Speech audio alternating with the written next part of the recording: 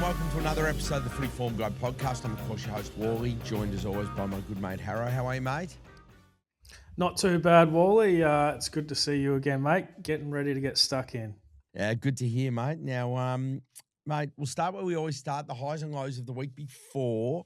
There was some good, there was some not so good. Take us through it, mate. We'll start with the highlights from the last round. Yeah, well, at the moment, mate, we're just seeing the total points markets really well at the moment, and so we were on the over in the Hawks v D's game, and that was a strange one. The line was really low. I think it was based on the game being in Tassie, but as we see in Tassie all the time, the uh, the ground and whatnot and the conditions were fine. So that was a nice one.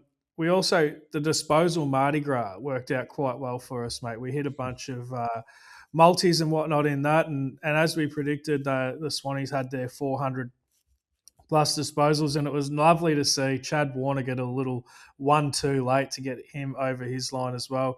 Also, the over total points in the Freo Giants and the under in the Port North, which has been happening all season in Port games. Outside of that, a few little player ones which we liked was Naz to have 40, mate, and that was paying $4.40. That never looked like losing. And also, we tipped up Darcy Fogarty goals. Now, he kicked four. If he had a kick five, it would have been a total fill, but the four was still not a bad result. Yeah, and he kicked the four early too, Harro. I think we're a bit stiff there. Yeah. We could feel a little bit stiff that we didn't get a few more, but that's all good. What did we miss? Well, we've missed a couple of best bets in a row now, Wally, and it's been some big form reversals that have brought us undone. And this time we managed to find Freo's first loss in about 3 months. So that was quite frustrating, mate. And they got turned Yeah. over by the Giants in a big upset. And also the Suns, mate, unable to beat the Pies. And just on the Suns, mate, they've traded out a lot of depth for a bit of top end talent, and I think they already had the top end talent there, and now they clearly don't have the depth, and that's what's costing them, mate. And the Pies, they just had a more even spread across the ground, and so I'm happy to write the Suns off now, mate. Yeah, same here, mate. It's funny in that, like you said it best there. They already had the top end talent and grand finals. Everyone says grand final, it's not your best talent. It's who's got the best bottom five. You know, which last five players on that 23 perform the best. And they haven't worried about any depth at all. They've just gone, let's get Petrarca in. And mate, I don't know. And now they've got contract issues up the wazoo. Who knows what's going to happen? They've got players that want to leave. Dimmer Hardwick genuinely looks like he doesn't want to be there. So I don't want to pile on, but mate, they are in as bad nick from where they were after round one. Track was going to win the Brownlow and they were going to win the flag. They were favourite. And after opening round when they smashed Geelong, and it's just been no good since, Harrow. Yeah, no good. All right, so just questions off social. We only had a couple. With the Discord now, so many questions are getting asked in there and hit. So again, I keep saying it, Discord, it's on the top of our X, on the top of our Twitter. Jump in, join, have a go for a month, see what you think. We're having a lot of fun in there. We're getting some winners up. Everyone's having a great time. We had a great competition on the weekend for a free bet over the round. We've got plenty of that sort of stuff happening every week and a lot more. All right, just a couple of quick ones, Harrow. I laughed at this. A guy by the name of Sam said, I'm British and quite new to the game, but I don't get why the AFL schedule matches at the same time. Sammy, you've come to the right place, mate. I'm the guy that complains and vents and just whinges about this all season long. It's a lot to get into now, but mate, hit me up. Let's go have a beer and I will spend a couple of hours on telling you why AFL fixturing is nothing other than fucked. And it's just a nightmare. It's to do with broadcast and then some other like reasons that they kind of are vague on that we don't understand and we don't know about. But yeah, you're preaching to the converted here, mate. We are all on the same page. Just one for you, Harrow. Murdoch to Dale. The line looks like it's set quite high. He went under against Sydney and North when tagged. that was an interesting one. Yeah, Is that I what you're think going to be? like West Coast are doing that sort of job. It may not be Murdoch though, because they've got a few candidates there like Hutchinson as well who can do that sort of thing. But it's definitely on the card. So either you could be Yep. taking his unders or just making sure you're not putting him into a bet that might cost you as well. Another one was asking about, do you guys get around double pick'ems when you have certain angles? Yeah, if you can get on, it's a good way of doing it. Just make sure the lines all line up. Quite simple. I mean, I can't get on, but others may be able to, Yeah. Harrow. But yeah, The look, good thing about what they offer is they offer every player. And so mm, if you do have an account with them, like you might find I don't know, a Cooper Trembath or something like that. Where there for is 8.5. every player is offered. Like the lesser known guys are often good targets, and but where with the bookies and the other bookies, they're only offering the under and over on Mm. maybe your top dozen players or your best known players. So that's where I kind of like what Double are doing with those, offering the over under on all of the lesser known guys as well. And occasionally you might find one there. Yep, fantastic, mate. Well, let's get stuck straight in because we've got a huge Thursday night Yeah. game. Second versus first, Freo versus Sydney. Freo's $1.49, Sydney's 2.65. The line's 12.5, Harrow. Sydney bounced back against inferior competition. Freo had their worst loss. Some would say it was a loss they needed to have. Others would just say, it's a blip. They're still well clear on top. Very keen to know how you are going to take this one apart, Harrow, and where we're standing. Yeah, I'm inclined to think that you forgive one bad performance, and that's what Freo had on the weekend. And so, them being back at home off a loss is probably not a bad spot for them. And so, I'd be happy to back them to cover the 2 goal line. I don't really rate what Sydney did on the weekend. It just looked like one of those performances where the doggies, haven't really turned up properly off their bye. And I still Mm, think that the Swans' form in the last 4 to 6 weeks is iffy. And that didn't really change my mind by watching them against the doggies. So happy to be with Freo in this one, mate. The total points, I've got a bit of a lean to the over, but we do see in these big games between top sides, it can bring the totals down a little bit. So it's more of a lean, not one of the stronger ones we've got this round, but it's okay. mm. I'm okay with it. If you like it, you can. I'm not going to talk you out of it. Couple of players, mate. So Grundy, he's going to have to earn his touches this week because Freo are the second hardest team in that comp for rucks, and his line set at 18.5, and he's only been over that once in his last 5 games. Anyhow, Grundy. So maybe he's not at his best right now, and that could be a part of why the Swans aren't going as well as they were earlier in the season. Noticed a bit of a low line on Sarong at 23.5. He's coming off 31 and he got all of his minutes back on the weekend. And also like Hayden Young probably not going to be there this week. I think that we'll get a full game out of Sarong. And I know the Swans have tagged him in the past, but perhaps right now he doesn't have the form to warrant being tagged.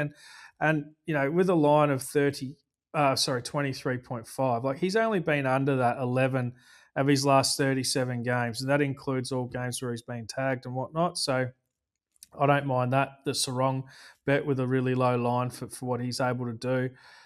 Matty Roberts, so he came back into the team on the weekend and played on a wing and had a really good game, had his 25. His line's a little bit elevated here at 20.5, and Freo is a tough spot for a winger. So I'd be happy to look at his under 20.5. So this is not an easy game, for the disposals. Like we've said, with Freo games generally aren't. They're conceding the lowest in the comp recently. And so you want to be a little bit careful piling in with your same game multis and all that sort of stuff. Freo, we know Mm. they control the ball. They use their full 30 seconds on every set shot they have. They, even when they take a mark and they look around, they take their time with the ball, and it just lowers the amount of disposals in any game that they play in. Yep. So be mindful of that. Happy to be with Freo at the line though, mate. Okay, very good, Harrow. Hard not to be given what they've put it together over the last few months. All right, Yeah. Collingwood, North Melbourne on the Friday night. The Pies are $1.38 after a really good win. And to be honest, a fun game to watch as a neutral, that was. The last quarter, I had to get out of my betting head because I'm like, we're on Gold Coast here. But then I was like, do you know what? Like the Malay, it'd be $60,000 in fines in that. The Long and Maynard stuff, and it was good. And the Pies just do what the Pies do. They just don't give up, and they're in a game the whole way. Maynard was bloody impressive. He actually went up in my estimation with what were either bruised or cracked ribs, and the way he played, the amount of tackles he laid. I think it was really impressive. They're $1.38 against North, who are $3.05, and God knows where they're at. The line's 17.5. We're back in the Coliseum down in Melbourne on Friday night, Harro. Yeah, Pies, they're really making that surge for that top 10 sort of wildcard spot, aren't they? Yeah, mate. That was a good watch actually. Though it was good to see a bit of the old fashioned Biffo back, Wally. Kind of enjoyed And that can I just actually. tell you, I know the umpire got involved there, but how good was when the siren went and Maynard just saw him and just ran at him? That was 90s sort of stuff. We don't see Yeah, that much anymore. The siren going and he goes, all right, I don't need to worry about playing footy for 5 minutes. And he just went at him and it was just out. I loved it. yeah, same. So, look, just on this game, I think the big factor for me is the venue here, and it's a Pies home game, but it's at Marvel, and I'm telling you right now, the Pies would much prefer this to be at the Me too. MCG Sorry. because I said it yeah, was yeah, the G. I that's was right. wrong. Yeah, it's my error there, Harrow. Sorry. I had to double check Wally because all my notes here are about this game being at Marvel, so I was a little bit Yeah. worried, but Yeah. we'll keep going. So just North at Marvel this year, they're 6-1 at Marvel, and the loss they had was against the Swannies when the Swannies were going pretty well too. So just based on North's form at the venue, I'm pretty happy with them getting a 17.5 start, mate. I think that's a pretty big start for them at their preferred venue. They just play so much better there than what they do anywhere else. And we've seen this with Marvel teams in the past. And the Pies, they don't get a lot of games at Marvel. And so, yeah, I'm happy to be with North getting quite a big start there for two teams that really aren't that far apart from each other. Um, Pies, I wasn't so impressed with their win 2 weeks ago against the Tigers, but I thought they were very solid against the Suns. Um, the key to the Pies when you play them is just to not make too many fatal errors. Because they've always got pressure on you. They're the number 3 tackling side in the comp, and they're preying on your turnover. And the Suns just made too many fatal turnovers, basically, and that's what costs them. So North, they're going to have to be on their game here and making sure that they don't turn the ball back over to Collingwood in those really easy areas where you can score from. So but what I do also like in this one, mate, I flagged a few weeks ago, North had a big change after they got pumped by Freo. So they've obviously sat down after coughing up 140 points or whatever Mm. against Freo and thought, what are we going to do about this? And they've come out after that, and these are the totals in their games: 147, 121, 144, and 125. So a big shift in their style, what they're Mm. doing, and the totals have gone down 40 points, probably roughly on average, Yep. to where they were beforehand. And we can get under 174.5 here. So I like that, Wally. I think it's you see a change like this, and you just got to keep following it until maybe your edge runs out or Mm. whatnot. We've been on it the last few weeks. We're on it against the Dons. We're on it against Port, certainly. So happy to play the under 174.5. And this bet kind of leads into the other two bets, Wally, and it's the Pies to go under 95.5 points. If the Pies have a little weakness in their game, it is often that they struggle to put it on the scoreboard, and they've only been Yep. over 95.5 three times this season. Once against Essendon, once against Richmond, all right, and once on the weekend against Gold Coast.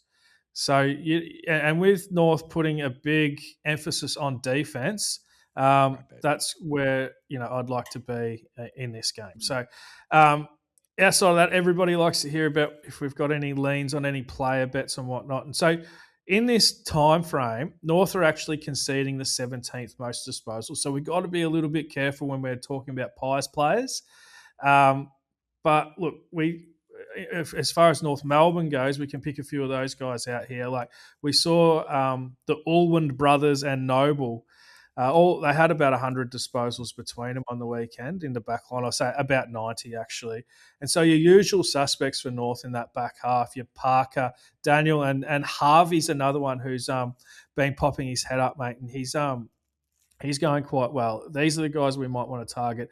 The other guy who I saw on the weekend looked like he was back to his mopping up behind centre type best was McKercher, and his line's only 22.5. If he does that role again against the Pies, he'll be in a really good spot.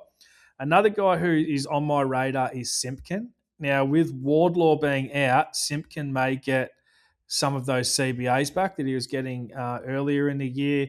And his line's 19.5. And on a wing against the Pies, even if he doesn't get those CBAs back, Simpkin's a guy who could be well suited. So happy to play around those areas, mate. Yeah, very good, Harrow. And I mean, I was just having a look. You're talking about the line. I mean, Collingwood haven't historically smashed teams either.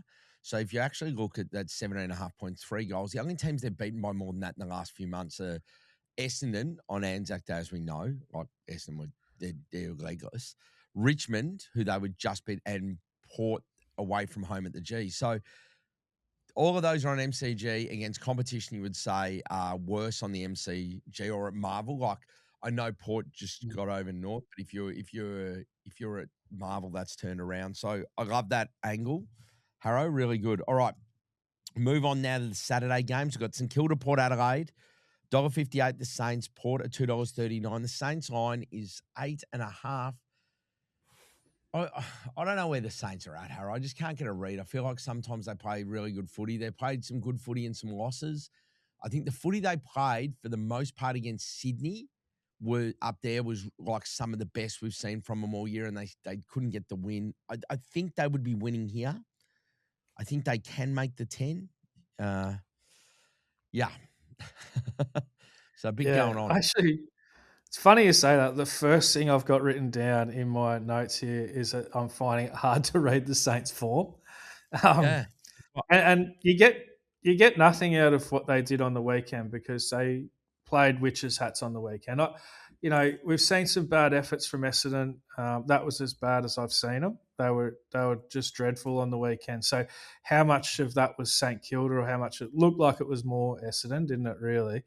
And so it's very hard to take to read, the most recent form. Port, on the other hand, they're looking really good. They're finding form, at the back end of the year, and actually all year their form hasn't been too bad. If you went on scoring shots and expected scoring and whatnot, Port have been in most games this year. So this is a really tricky game to work out. It's definitely a danger game, I reckon, for St Kilda. I had a bit of a look at the head-to-head record between these two teams. I know Port have got a new coach now, but look, he was there throughout most of this time with Hinkley as well. And look, their last 9 games, the highest total between these two teams in their last 9 games is 161 points. They have all been low-scoring games, all of the last 9.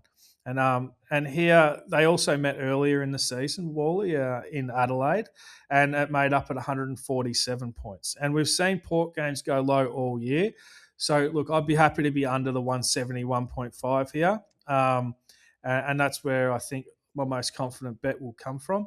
The other thing here is Port can be very restrictive disposal-wise.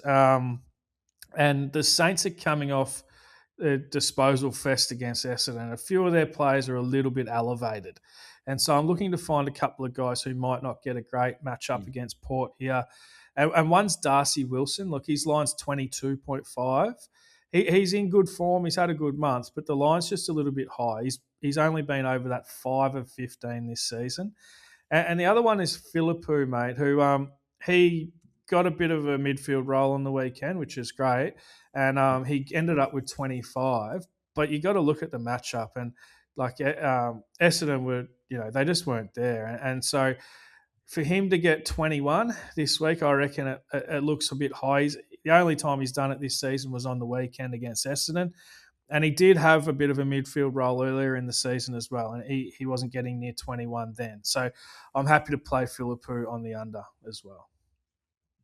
Very nice, Harro. All right, we'll continue on Saturday. GWS take on Geelong. GWS is $2.37. Geelong's $1.59. The line's 8.5. The Giant, I mean, like, you would talk about St Kilda's hard to work out.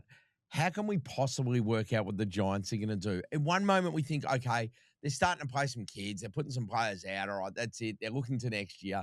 And then they come out and beat the ladder leaders in a really, really good display. And Jake Stringer puts his hand up again that he might be an All-Australian. Like, I cannot work him out. Harrow does my head in. Yeah. Because I like the Giants, but they're such a frustrating team to try and understand. Yeah, I mean, like, I don't even know what to do here. I'm really keen to hear your thoughts. Yeah, this is a tricky one. What I do know is both sides don't mind a shootout. They both will try and score for 100% of the game, basically. And so the over 184.5, which it should be good conditions in Sydney on a Saturday afternoon. I like that. I think it'll be high scoring. And also, look, I feel like, we're going to forgive Freo one average performance. Well, Mm. the Giants have kind of pulled one good performance out as well amongst a bunch of bad ones, really. And they've had, like all the other games they've played against the quality sides like Hawthorn, even with Hawthorn a few out, they weren't able to cover in those types of games at a line of 8.5 anyway. And despite the Giants having a great record against the Cats, they've actually won their last 4 against the Cats. And 2 of them were down at Geelong as well. I think that the Cats, who are coming off 2 losses against 2 really good opposition, I think that the Cats are at a good bounce back spot here. And the Cats also, you look at their injury list, and there's no one on it. So they are a little bit like Freo here, where they're absolutely primed to get on a run in the back half of the year and get on a run on the way home towards finals. And mate, I'm happy to tip up the Cats here. I think that they're going to bounce back and get it done. Also, there's a couple of little areas like Bailey Smith here, mate. His line's only 30.5. He's only under that 4 times this season, and he won't be attracting a tag here. And so I'll be happy to play with him. Lockie Whitfield out, so another key player out for the Giants this week. Now, there's a couple of ways this could go. So a lot of people would look at this and go, right, Whitfield out, that's probably going to mean more disposals for Ash. But as we saw the other week with Brisbane, when a team's got multiple threats coming out of the back line, you don't know which one's going to get tagged, and sometimes they just don't bother. But when there's only one, I feel like it puts a target on their back. And so I would not be surprised at all to see Ash now have some focus on him from Geelong, given that Whitfield's out. There's a clear guy to target. And so that's the way I would see that going. Other people might see it going the other way, but that's kind of the way I see it going. And that could mean that more ball will get funneled through guys like Fonte or Iden. So that's just one to work out as well. But I think high scoring for this one. I think the Cats get back on the winners list. And as we get with these high scoring games, there could be some good goal kicker bets in this one too, Wally. So, and I know with the Giants, they've got the good key position defenders, but it's your guys like Jack Martin and Mana, these types of guys who could be good sort of spots here. Nice, love that. All right, Harrow. Then we move on to the big one, mate. Carlton Hawthorn, MCG, Saturday night. The bag is going for 8 straight. The Hawks need to, well, they need to do something after last week, mate, I tell you, because they were 96 point down halfway through the third quarter. And, yeah, they put 12 goals together, and the scoreboard looked a little bit better, and then there was a chance we thought, oh, can they pinch it and all those things. But they need something. This will be the ultimate for Carlton. Okay, great, that was fun. It's come to an end. Or, oh, shit, if they win, it's like, hang on, what are we doing here? Like, how deep can we go?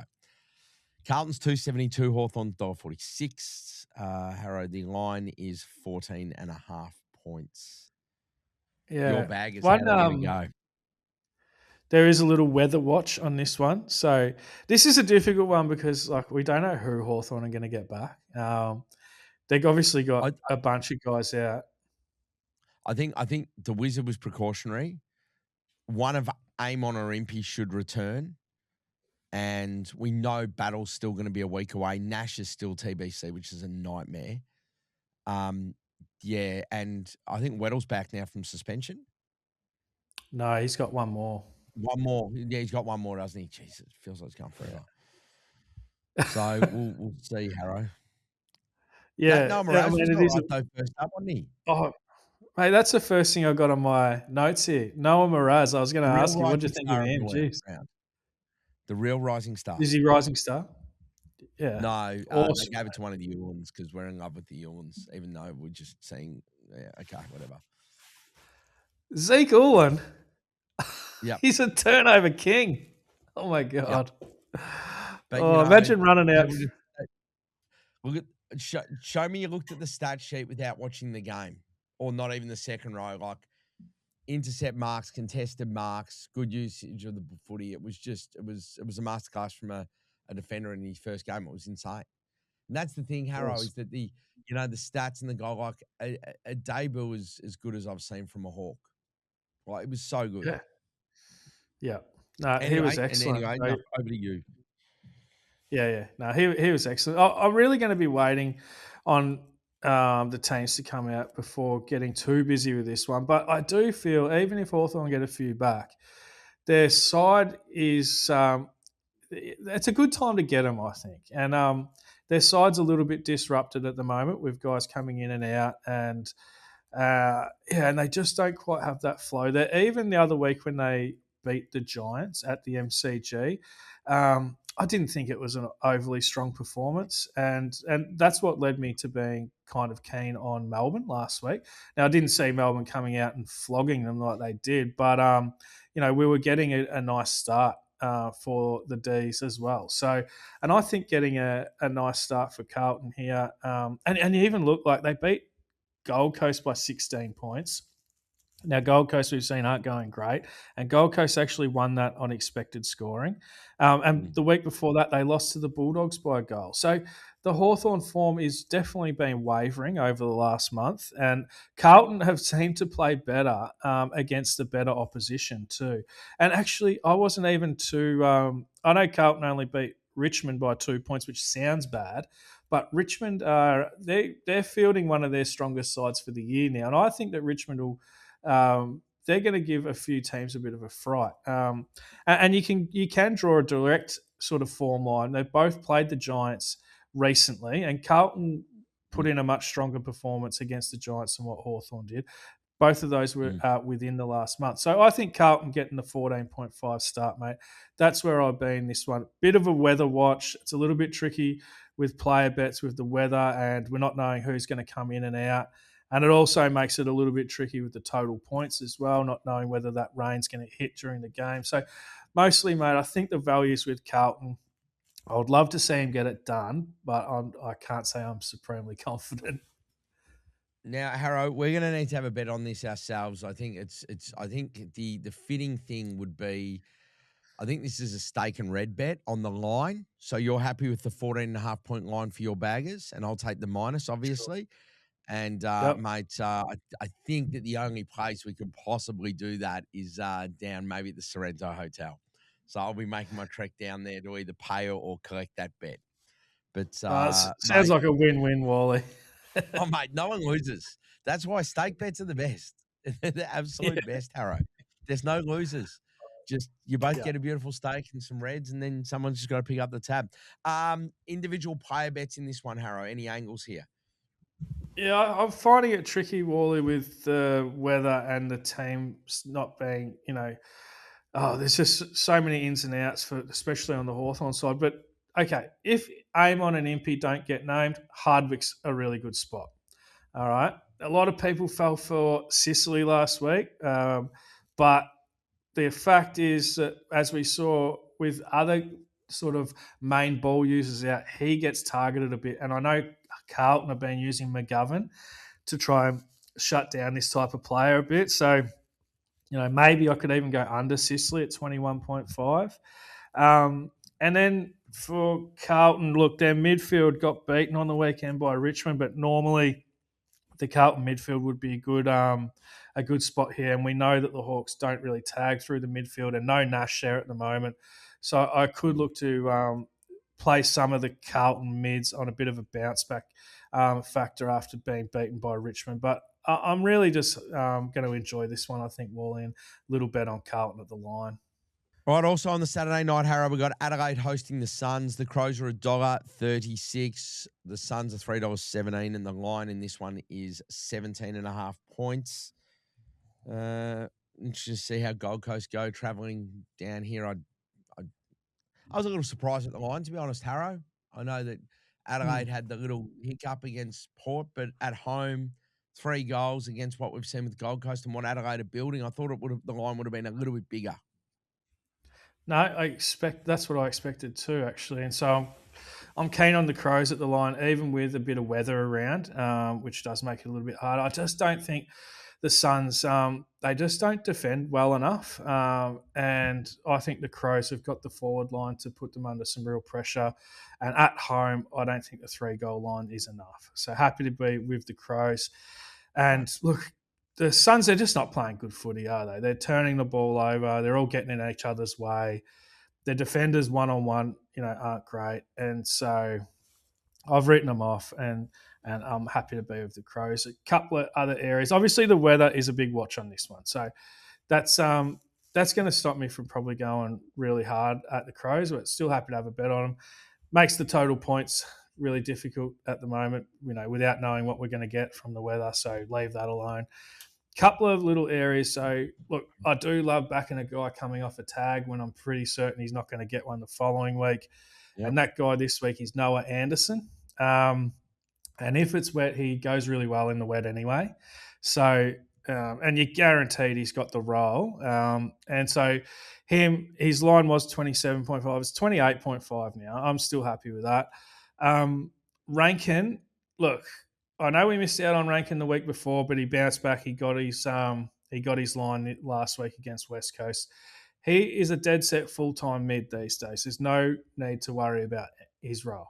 And I think while his line is staying in the low 20s, and I think it's 22.5 here, I'm happy to back Rankin. He just knows how to find the footy. He's got the role. Gold Coast don't put huge amounts of pressure on opposition mids, and so happy to play Rankin as well. Now, if the weather holds up, some Adelaide goal kicker bets, because we've seen like the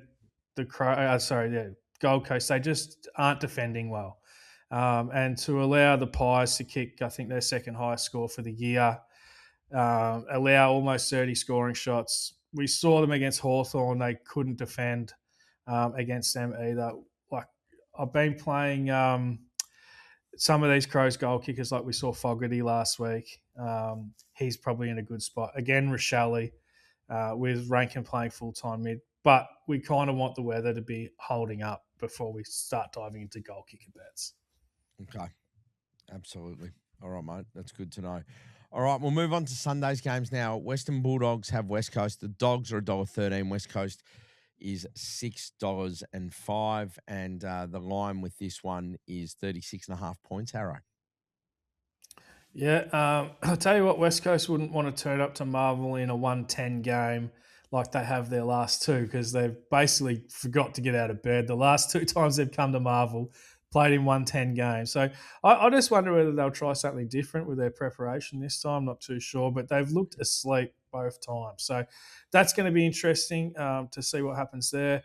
Now, if West Coast can manage to be competitive in this game, both sides, if you look at their last 6 weeks, both sides are leaning heavily to the unders.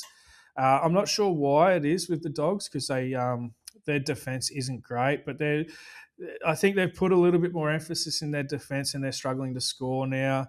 And West Coast, they're just looking to bring pressure and turn the game into a bit of a scrap. So I've got a bit of a lean to the under 176.5. We saw also, and we talked about it against the Swannies, that the Dogs have become a very high conceding disposal side, and that I think so many games over 400 in the last month. I don't expect West Coast to get anywhere near 400, but even if they were getting 360, 370, that's a lot more than what they're normally getting, which would bump up quite a lot of their players from the levels that they've been at. And it is these types of guys like your McCarthy, who takes a lot of the kickouts. He's got that kind of defensive ball user role. Mm. Also, Liam Baker.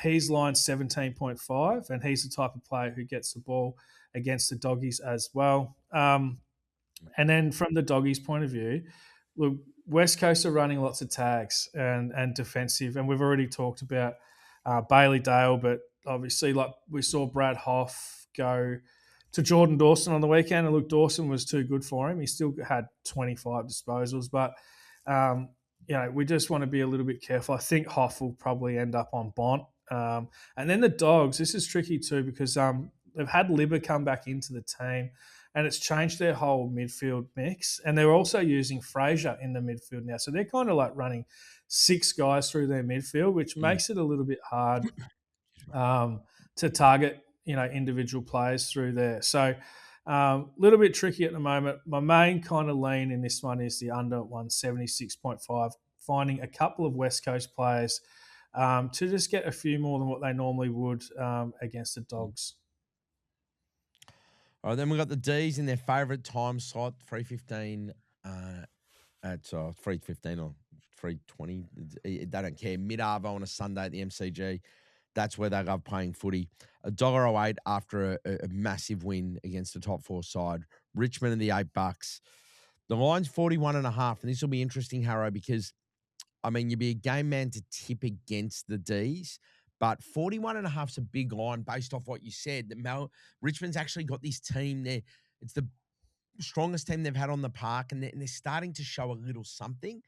So it is a big line, isn't it? Yeah.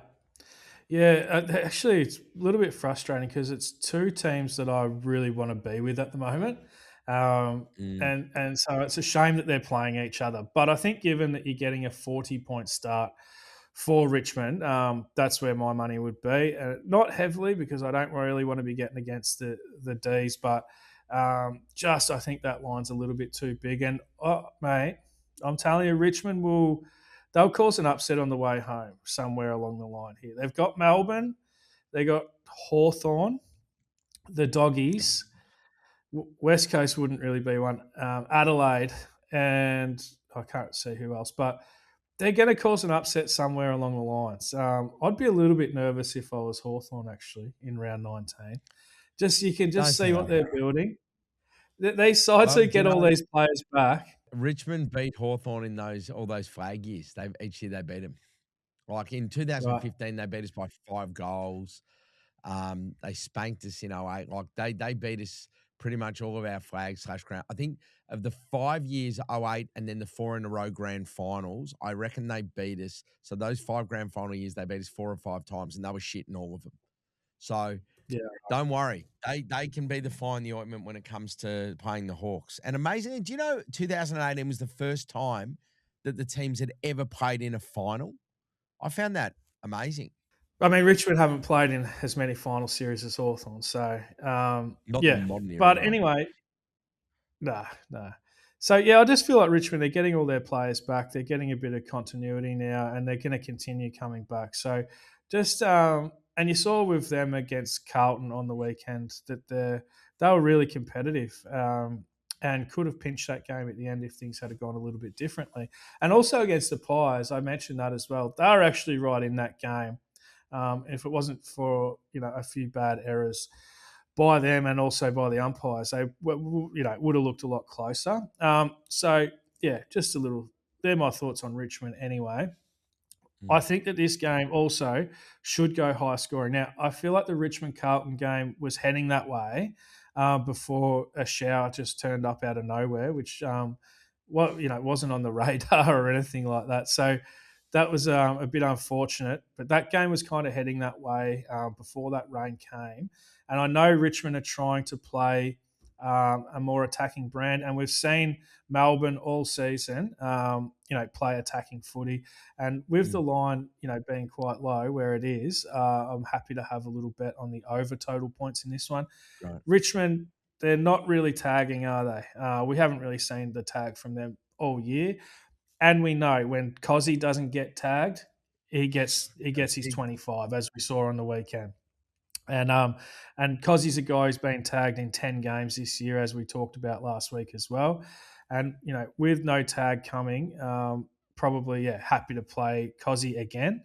Outside of that, look, I feel like the Richmond players, they're trying to give exposure to guys who are for the future kind of thing. So it is your, as we talked about last week, it's your Hottons, these types of guys, your McAuliffes. These are the sorts of guys who they're throwing into bigger roles and they're getting a bit of a bump in their disposal. So these are the types of guys that I'm happy to play when it comes to looking for Richmond bets. Very good, mate. All right. We finished the round with Brisbane versus Essendon. Things don't get any easier for the Bombers because Brisbane are up and about. They've hit their straps. $1.02 is about as short as we see in the AFL. I think the biggest win ever is about upset ever is about $12. So if Essendon were to win this, it would be the biggest upset since betting markets have happened on AFL football. They're $15 and then $17 and bouncing around between those two numbers. So um, the line on this one is 62.5 points. That's a big line, Harrow. We don't see a lot over 10 goals these days. No. One thing that you see with these big line type games is they often go over total points, Mm. and so and the way Brisbane are playing at the moment, they're just bull at a gate, really. So as long as Essendon can put 7 or 8 goals on the board, I think that we'll see this one go over. And Brisbane, their whole emphasis is going to be just trying to get their game going and scoring. But the problem with backing Brisbane at such a high line is Mm. they just have such a record of, like we saw it in 2025. And I know they had the draw in 2025, but their biggest win was 57 points for the whole season. They just didn't put away the Mm. lesser sides. But what we did see was they all went high scoring. And so that's where I'd probably rather play this one because Brisbane could cough up the line, but it still goes high scoring. So that's where my main angle or my main lean is in this one. And just looking at what Brisbane have been doing lately, Wally, just with the totals in their games. I mean, we saw on the weekend it was like 224 points. The weekend before that, 209. Before that, 195, 191. Like just high scoring. And I even listened to Fags, and he said that they've just worked out that their best mode is fifth gear. Basically, they're just better off attacking, and that's just the mode they're in at the moment. And so, fully expecting this one to be high scoring. Like it's going to be hard to find goal kicker bets on Brisbane guys because when you get these 60-point lines, like the odds are just so short for Brisbane players to Yeah. kick goals. So I'd rather just focus on that over total points and be done with it, mate. Yep, very good, mate. All right. That's our round of footy. And of course, as always, if you want more of this, jump in the Discord, join the Discord because we will do our post team pods and our thoughts after the first game of footy for the remainder of the round on a Friday morning. And there's plenty in there. Of course, we'll still throw some stuff out on social, but that's where all the action is in that Discord. And if you aren't already and you're watching on YouTube, make sure you're subscribing so you get everything up to date. And it obviously helps us. Harrow, what is your best bet of the round before I let you go? Well, mate, after a couple of losses, I've gone a little bit obscure this week to get us back on the winners sheet, and I'm going to go with the Pies to score under 95.5 points. I think that's a good one, and I think it's going to get us back on the winners list. Now, Wally, while you're doing shout outs, one came up into my mind here. I'd love to give Bet Sniper a shout out. They've got this new tool, and they just keep building new tools all the time, and it's an SGM odds checker. So you can punch It's in amazing. any SGM that you like, and it will give you the odds across all the different bookies. And it's just a massive time saver. And also, because who can go through and look at, say you've got 4 different bookies, who can go through 4 different bookies accounts, put in that same SGM to get, it's time consuming, you know. So I'm just really wrapped with that product. And so Bet Sniper, check them out. And yeah, we're loving their work. It's a great shout, Harro. My eyes lit up when you dropped the first one of those and you go, hey, have a look at this. And it was just screenshot. And I'm like, what bookie is that? And then I saw the logos and I'm like, is that what I think it is? Oh, shit. And you're able to see and you go, here's the, okay, 240, 210, all right, I'm going to that one. Or just you can see there's 2 parts to this, Harro. One is which bookie do I go to? But also just see if you can only get on with one, how does mine compare against the market? And is this a leave or is this a get on? And I just, yeah, mate, it's they strength to strength. What they've done this year, as you said, a big shout out to Bet Sniper. Like what they've done this year with the extra products they've done is just, it's second to none. They're absolutely flying, aren't they? Yeah, yeah. All right, that's it from us. Enjoy the round of footy. Enjoy Thursday night footy, everyone, because that hopefully is an absolute cracker. You got a top of the table clash. It will tell us where they're both at. Sydney want to be winning because Brisbane is chasing, and Freo obviously want to be winning because they want to shore up that top spot. So it should be a good one, and we'll see you all next week. Imagine what you could be buying instead. For free and confidential support, call the number on the screen or visit the website.